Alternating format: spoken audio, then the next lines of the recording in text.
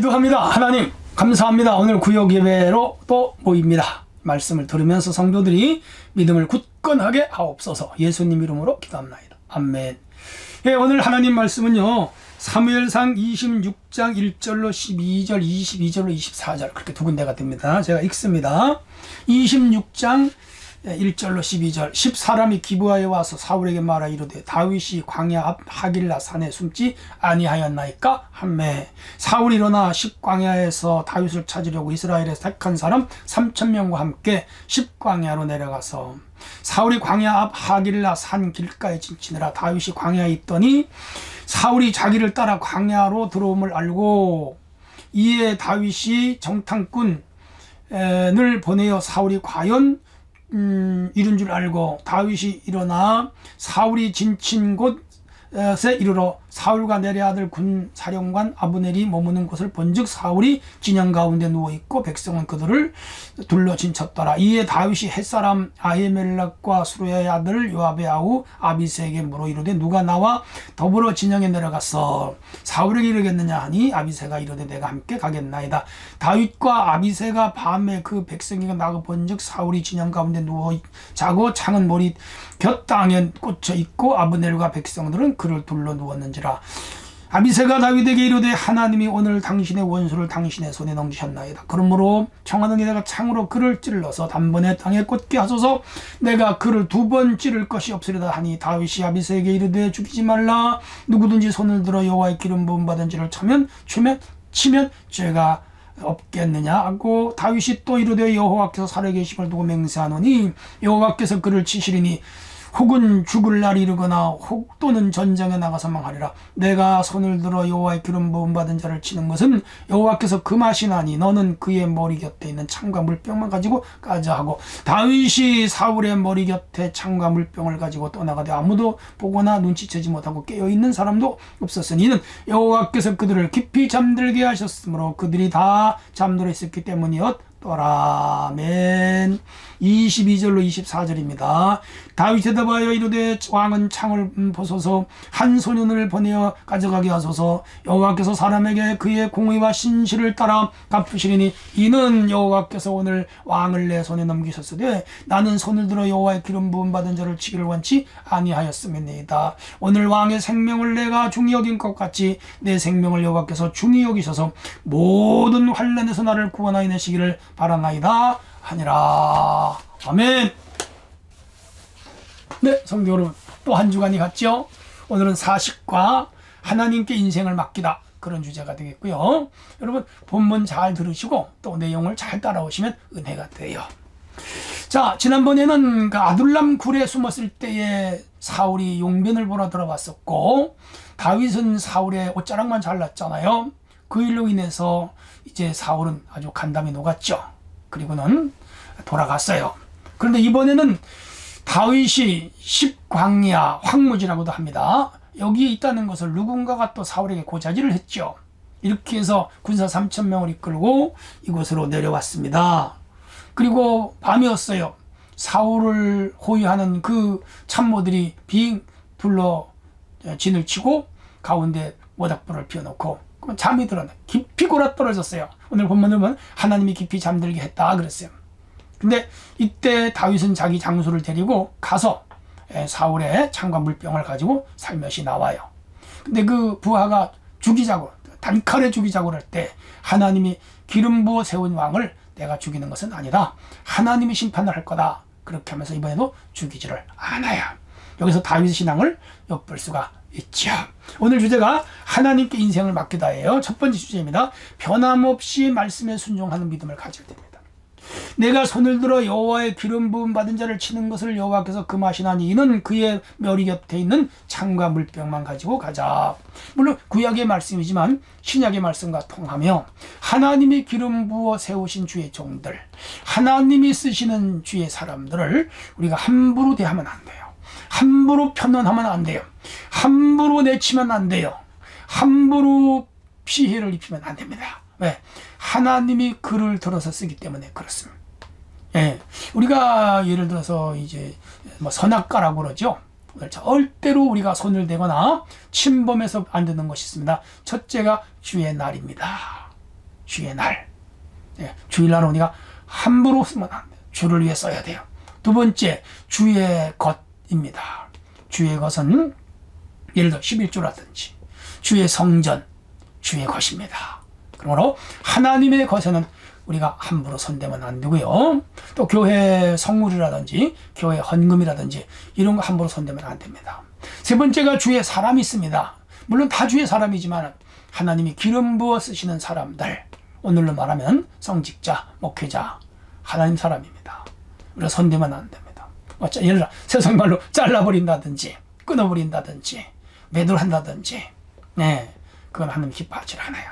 이렇게 해서 우리가 불문율이 있습니다. 불가침 조항이 있어요. 꼭 지켜야 내가 복을 받아요. 자, 그래서 이 다윗은 하나님이 세웠어요. 누구를? 사울을. 그가 불의하게 살고 지금 잘못된 길로 가는 건 맞아요. 그럼에도 불구하고 다윗은 그를 손대지 않아요. 왜? 하나님이 기름 부어 세웠기 때문에. 우리도 이런 믿음을 갖는 것은 중요합니다. 두 번째입니다. 하나님의 심판에 맡겨요. 하나님은 사람이 공의롭고 신실하게 행했는지에 대하여 심판하는 분. 23절에 맞아요.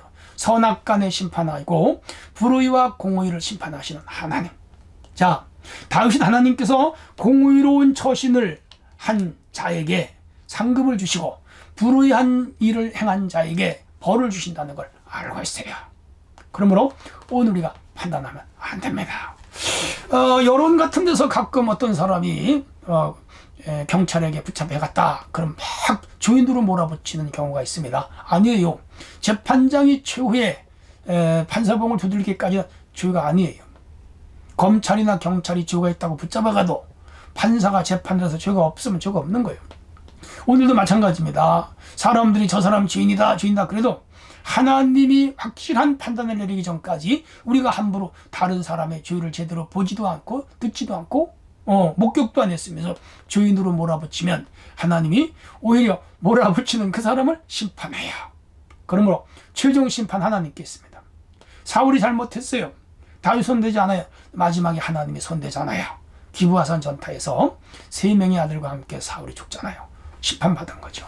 그리고 다윗은 참 믿음이 좋아요. 우리는 하나님이 하시는 심판을 인간이 앞질러 가지 말자. 세 번째입니다. 하나님의 구원을 바라보는 믿음. 24절에 다윗이 사울을 용서할 수 있었던 것은 하나님의 구원을 확신했기 때문에. 뭐지요? 자기가 죽일 수 있는데 죽이지 않은 것은 내가 안 죽여도 하나님이 죽인다 이 말이죠. 하나님이 심판할 텐데 내가 괜히 사람을 죽임으로 내가 또 살인죄를 짓는 거가 되잖아요. 해서 다윗은 그런 죄를 짓지 않아요. 이런 의미에서 다윗은 굉장히 지혜로운 사람입니다. 그러므로 최종 하나님이 심판할 때까지 기다려야 되고, 내가 함부로 다른 사람을 저주하거나 판단해서 내가 심판자가 되는 죄를 짓지 않도록 하는 것은 중요합니다. 믿음의 특성은 일관성이에요. 환경에 따라 바뀌는 것은 믿음이 아닙니다. 다윗은 변함이 없어요. 지난번에 아둘람 굴에서도 사울을 죽일 수 있었는데 하나님의 기름 부음 받은 자를 나는 죽이지 못할 수 없다. 이번 두 번째 비슷한 일이 일어났는데 여기서도 하나님이 기름 부어 세우신 사람을 나는 죽일 수 없다. 죽이질 않아요. 그를 살려두면 자기가 죽을 수도 있는데 그렇더라도 그는 하나님이 하신 일을 방해하지를 않아요. 오직 심판자는 하나님 한 분에는 아니에요. 우리가 신앙생활하면서 함부로 남을 정죄하지 말자. 예수님께서도 남을 비판하지 말아라. 너희 비판하는 비판으로 너희가 비판을 받고 해하는 해하림으로 너희가 해하림을 받는다. 중요합니다. 저는 소문을 믿지 않아요. 그리고 누가 어떤 사람에 대하여 저 사람은 저렇게 말할 때 내가 보지 않았기 때문에 그 말은 믿지를 않아요. 또 내가 혹 아는 어떤 일이 있다 하더라도 누가 그 사람에 대해서 물을 때 나는 노 코멘트. 왜? 그것은 그 사람의 인격도 있고 더 나아가서 하나님이 기뻐하지 않는 일이기 때문이라고 그럽니다. 그렇게 말하면 상대방이 저를 바라보는 눈이 달라요. 여러분, 이렇게 우리가 인격적인 신앙을 가지고 사는 것이 중요합니다. 자, 말씀 속으로 들어가면 첫 번째, 자신에게 잘못한 사람을 용서한 경험이 있나요?